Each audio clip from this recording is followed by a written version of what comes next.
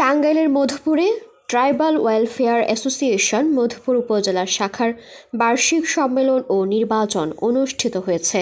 শুক্রবার বিকেলে উপজেলার অরণখোলা ইউনিয়নের জলছত্র শান্তিনিকেতনে এ অনুষ্ঠান হয়।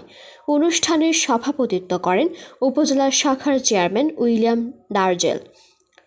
প্রধান অতিথি ছিলেন কেন্দ্রীয় কমিটির চেয়ারম্যান, স্বাধীনতা পুরস্কারপ্রাপ্ত লেখক ও গবেষক অরণ্য চিরান। প্রধান বক্তা ছিলেন কেন্দ্রীয় কমিটির সেক্রেটারি জেনারেল জোহন সাংমা। এছাড়া বিভিন্ন জেলার শাখা থেকে আগত নেতৃবৃন্দ বক্তব্য রাখেন।